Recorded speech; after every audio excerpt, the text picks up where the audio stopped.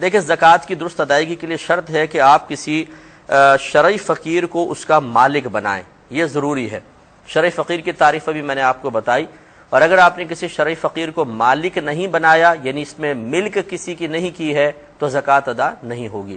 لہٰذا مال زکوٰۃ براہ راست مسجد کی تعمیر میں نہیں لگ سکتا ہے، اسی طرح کفن دفن کا انتظام اس سے براہ راست نہیں کر سکتے ہیں۔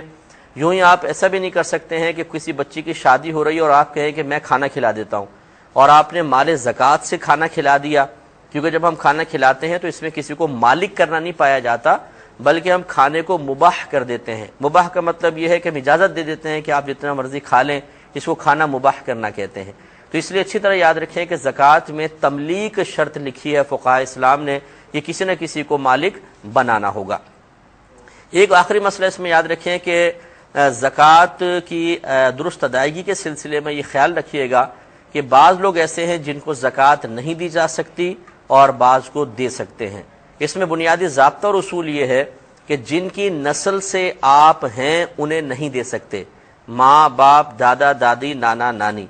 اسی طرح جو آپ کی نسل سے ہیں انہیں نہیں دے سکتے، بیٹا بیٹی، پوتا پوتی، نواسا نواسی۔ اسی طرح بیوی شوہر کو اور شوہر بیوی کو نہیں دے سکتے۔ یوں ہی سید کو زکوٰۃ نہیں دے سکتے ہیں، باقی ہر ایک کو زکوٰۃ دے سکتے ہیں، بھائی کو، بہن کو، چچا، تایا، پھپھی، ماموں، خالہ، خالو، جو نہ کیونکہ ہم نہ ان کی نسل سے نہ ہماری نسل سے، نہ ان کے اور ہمارے درمیان میاں بیوی کا کوئی تعلق ہے، اور وہ ہونے چاہیے غیر سید۔ اور اس کے علاوہ وہ تو میں نے شرط پہلی کہہ دی ہے کہ شرعی فقیر ہونا ضروری ہے۔ اچھا، بعض لوگ سمجھتے ہیں کہ لفظ بیوہ آ جائے، یتیم آ جائے تو ہم ایک دم اپنے ذہن میں غریبی کا سا تصور لے آتے ہیں، اور ہم سمجھتے ہیں کہ شاید بیوہ کو زکوٰۃ دینا جائز ہے، یتیم کو دینا جائز ہے۔ اصل میں بیوہ یا یتیم کا مسئلہ نہیں ہے، اصل ہے شرعی فقیر کا مسئلہ۔